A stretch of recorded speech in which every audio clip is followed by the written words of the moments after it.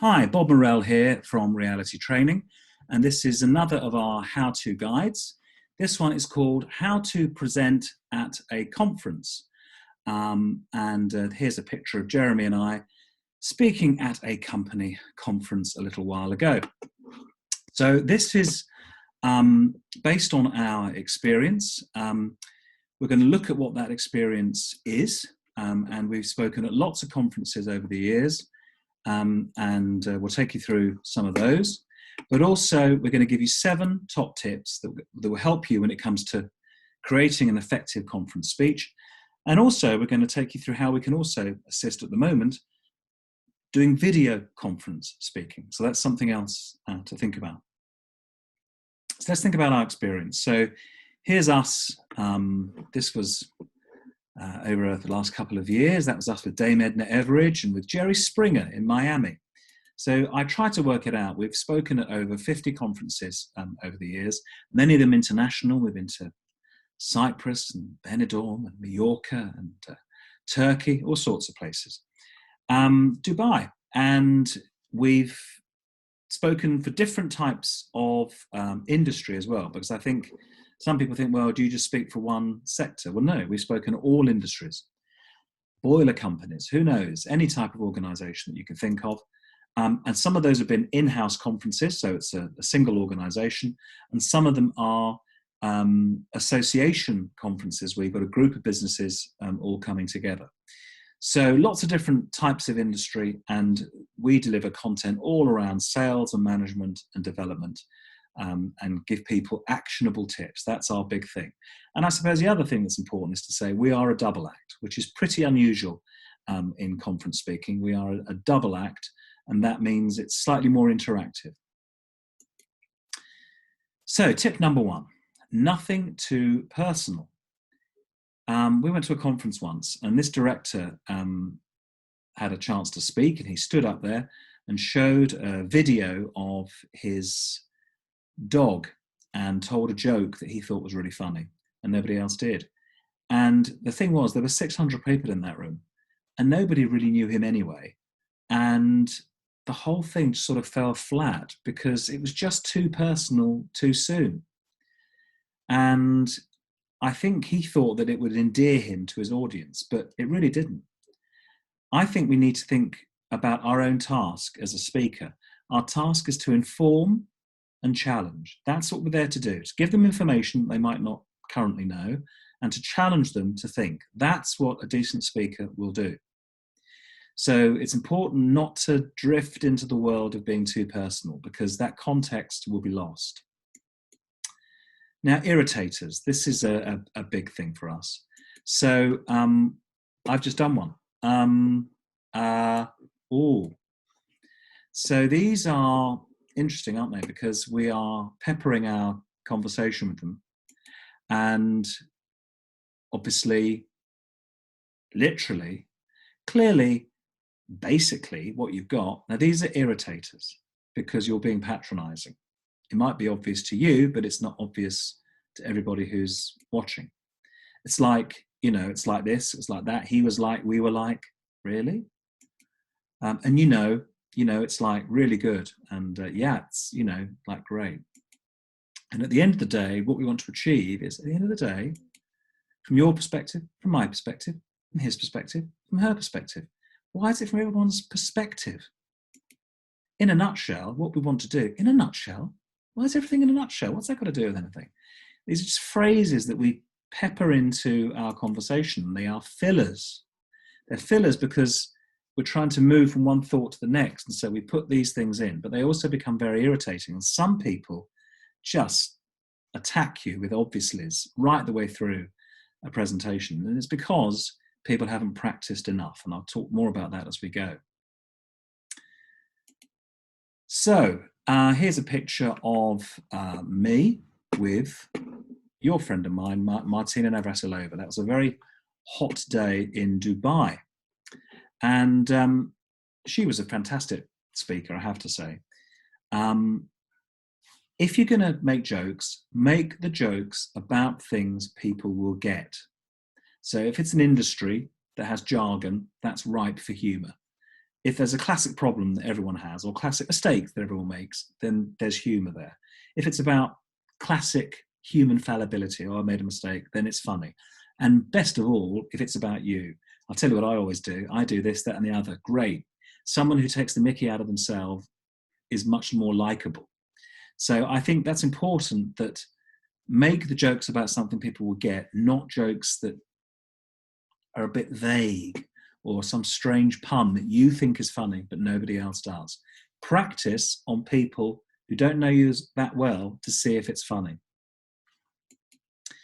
Now let's think about this, bit of a bugbear of mine. This is conference panel sessions. Oh, I don't know why this is so popular. Well, I do actually.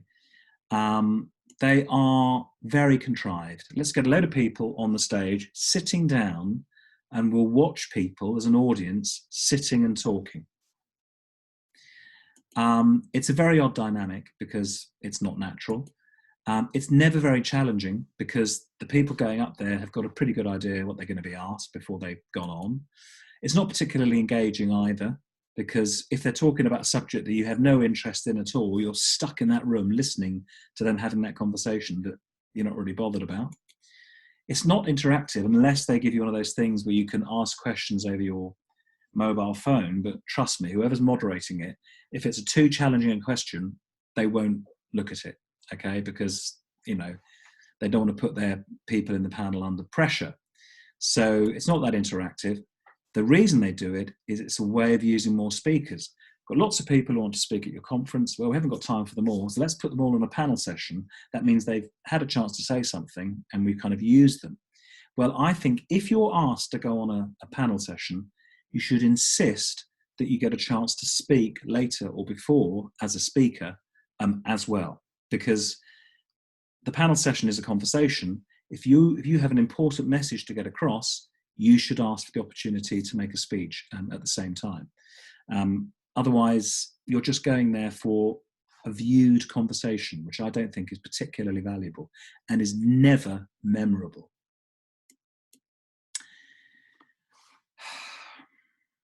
Do I need to say any more? You're standing there with your notes, looking up at your slides, not quite sure what to say next. It's because people don't practice. They don't practice what it is they're there to do. The golden rule, my friends, is this: just practice. Don't prepare a presentation and then the first time you see it is when you're standing on stage in front of 100 people. Don't practice that presentation. Take some time out to practice it and learn what you're saying, because what if there's a power cut? Or what if the slides suddenly malfunction during the middle of your speech, which happens all the time? You need to be able to continue. You need to be able to just hold your audience and get your messages across. And if you haven't learned your lines, you can't do that. So don't be reliant on your slides. You've got to take time out to practice. Now let's think about this, pausing, because everyone's terrified of silence, aren't we? Oh, we don't want to speak. We don't want to speak. We don't want to have silence. So kind of sitting there, this sort of, oh, are we going to fill it? Now, breathing's so important. Think about what you're saying. How's it going to be received? Is it something that people are easily going to get their head around, or do they need a bit of time for it to kind of filter through? You've got key messages. You need to allow time for those messages to sink in. And the way to do that is to pause. Now, you're going to need to pause because you need to breathe. If you don't pause for breath, you'll get faster and faster and you'll come out of breath and you won't finish with as much impact as you would do normally. So just work in some pauses. And a few seconds of not speaking will feel like a lifetime for you when you're up there, but it's not. It's a few seconds. You're just pausing, breathing, and continuing. It's not that long, but it will make a big difference to the impact of what you're saying. Now, lastly, bullet points. Oh, God. We went to a conference once and this guy stood up and he'd done all of this. He hadn't practiced at all. He just created this presentation. And the slide came up and there were 20 bullet points on there. And I thought, my God, he's not going to read them all out, is he? And he did. He went through each one by one. Well, we'd read them all by the time he got to the second one. And then he insisted on commenting on each one as he went as well. It took forever. Everybody in that audience could read. We'd read it. He didn't need to do any more. So we've got to get rid of all these bullet points on slides. It's just not the done thing. It's not really a speech, is it? 3 is the magic number. And images, if you can. Images are much more powerful than the messages. I'm sure you're much more interested in David Walliams than you are in what I'm saying. If you practice more, you can then take out bullet points, which you'll then go on to say. So you'll think, well, that's the really important thing to say, and I can use the other bits as a kind of a subline as I'm going through. So that's going to help you improve the presentation as well. And here's the key thing. Try and have no more than 3 takeaways. You know, so at the end of the presentation, you say, so what do you remember about what I said? Well, you said this, you said this, you said this. Great, my job is done. So 3 takeaways is the magic number. 3 main areas for you to then focus on. And that's going to be a job well done. So please keep in touch with us.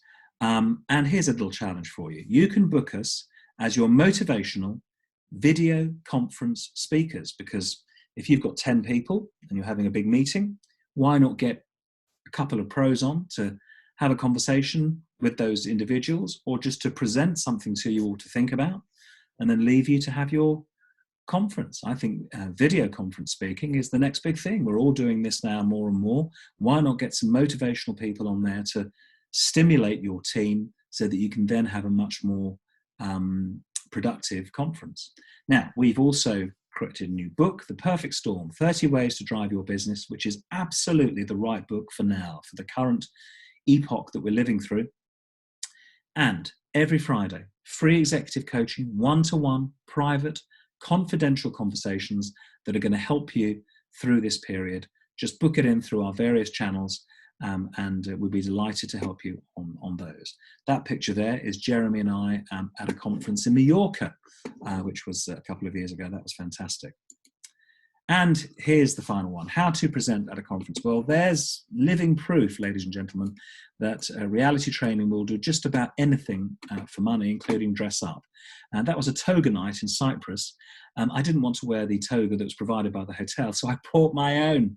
And I think you'll agree that it sits rather well on me. But anyway, the fact is this, we can help you with video conferencing, we can help you present at conferences, and of course, we can speak when you next have a live conference, and we're all looking forward to that day. So thanks very much for listening. I'm sure that was useful to you, and we'll see you on another one soon. In the meantime, all the best.